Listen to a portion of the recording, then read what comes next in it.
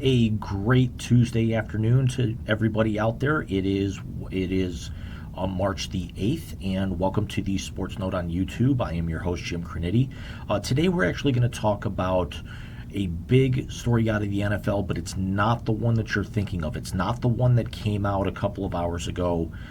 Today, that one we're going to cover tomorrow. As we're still getting more and more information as that comes in. However, this is one that came out yesterday, Monday the 7th, and that was Atlanta Falcons receiver Calvin Ridley being suspended for the entire 2022 season for gambling on the NFL. Ridley walked away from the Falcons midway through last season, stating he had to get himself right mentally, needed some time for himself. And everything. While he was out, also ended up placing about $1,500 worth of bets that were tied into 3, 5, and 18 parlays on NFL games. Problem is that the NFL has a very, very strict policy against betting on games while you're an employee of the league. In fact, Section 2 of the NFL's communication policies dictate all NFL personnel, and I'm quoting here, all NFL personnel are prohibited from placing, soliciting, or facilitating any bet, whether directly or indirectly through a third party, on any NFL game, practice, or other event. This includes betting on a game outcome, statistics, score, performance of any individual participant, or any other kind of proposition bet on which wagering is offered. Meaning, if you're a member of the Vikings or the Cardinals or the Lions, you are not allowed to even place a prop bet on the Super Bowl, regardless of whether or not you're taking involvement in any aspect of that game. You cannot go on DraftKings and play. When you see players sign up with that, is that they're actually kind of being paid for promotional, but they're not actually taking part in the overall betting, or if they are, it's actually something that's going to benefit a charity, which is why sometimes you'll see guys like Marshawn Lynch. Well, Marshawn Lynch has actually been out of the league for a few years now, and don't really see him coming back, so he's technically not an employee, so this really does not apply to him. The thing is that with Ridley, it's still that Pete Rose syndrome. Whether or not he bet on his team is one thing. He bet on the sport in a league that he was a current employee of while still technically under a contract. Now, granted, he walked away. Doesn't mean that contract gets voided by the Falcons. Now, the one thing is that the contract that what he was slated to make for 2022 is now going to get pushed to 2023, and in his case, that's $11.1 million for it, and the Falcons are rather thankful for that. Up until you realize that Matt Ryan's contract is going to jump from 26 to 48 million this year. The Falcons only have 3.8 million in cap room, and there were a lot of people who thought Ridley was going to be possibly the second option for Ryan this year, as last year their leading receiver was Russell Gage.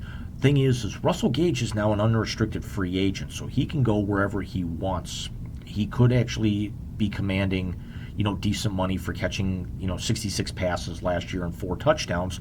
But the thing is the Falcons, they ain't got the money to do it now unless Ryan opts to restructure his contract.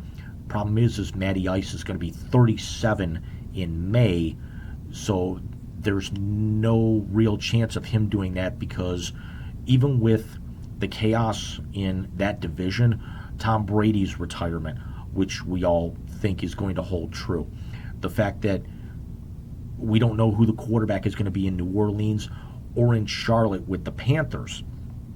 A lot of people thought that it was going to be Sam Darnold in Charlotte. Who knows? They could end up going quarterbacks in the first, 2 or 3 rounds of this draft. New Orleans is absolutely going to be looking for a quarterback themselves. Atlanta is the most stable at the quarterback position, but it's also something that really, outside of Kyle Pitts, who's he going to throw to? Pitts is the highest paid skill position player on the Falcons right now, making $7.5 million, and he's still on his rookie contract. The thing is, $5.5 million of that is tied up in signing bonus money.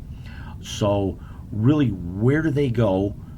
And this is a golden opportunity for the Falcons to kind of jump back into things because they were 7-10 last year, and that division was abysmal. But when you actually take somebody like a Tom Brady out of the equation and see just how close to, how far back down to earth this could end up bringing Tampa Bay, there's somebody out there that's going to be ripe for the pickings to jump up and grab that spot. And it's probably not going to be Darnold in Charlotte. It's not going to be whatever rookie or free agent comes in to New Orleans. It has Atlanta written all over him, and this is actually where Ridley's ban, excuse me, is that much more detrimental to the Falcons on the whole, because again, the lack of options and also the lack of salary cap room that they're going to have to work with this. More importantly for Ridley, he's going to be slapped with this for the remainder of his career. He's only the fifth player in the league since 1960 to be suspended for gambling. The two most notable out of that list were Alex Karras, yes, that Alex Karras, the Hall of Famer from the Lions, who was the lead in the TV show Webster back in the 80s, was suspended for the 1963 season for gambling, but also there were thoughts at that point that some of that might have also been, indirectly tied to organized crime. And then we all remember Art Schlichter, the former Ohio State quarterback, who basically bounced around, ended up playing in the Arena League, and basically got banned formally or informally at that point for running up hundreds of thousands of dollars worth of debt over the course of his career.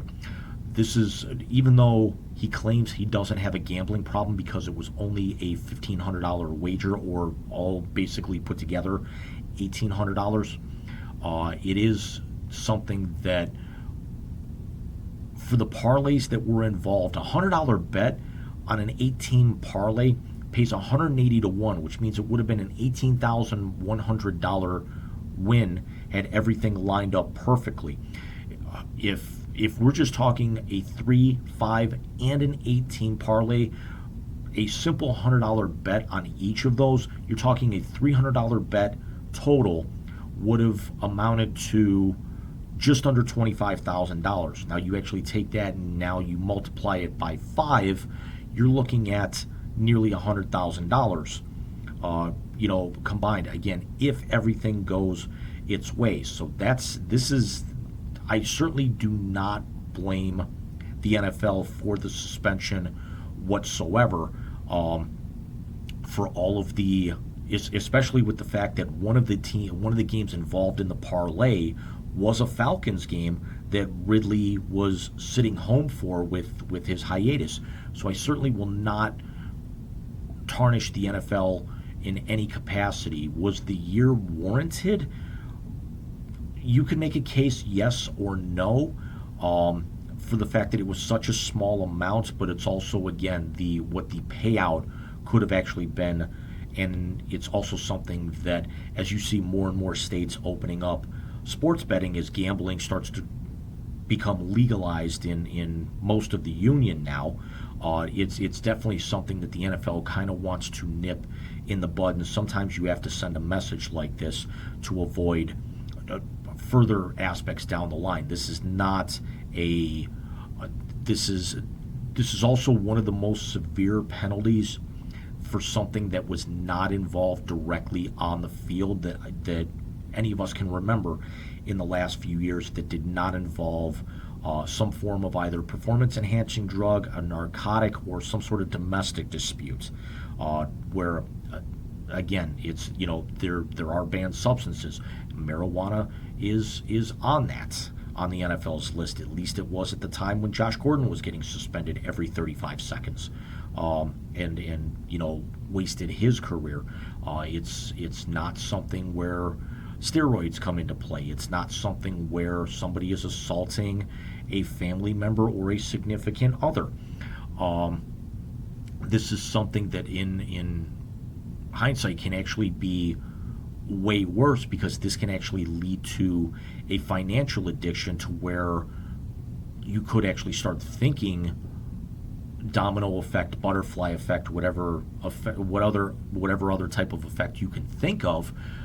Would this actually lead to potential point shaving? Could this lead to game fixing in some aspect?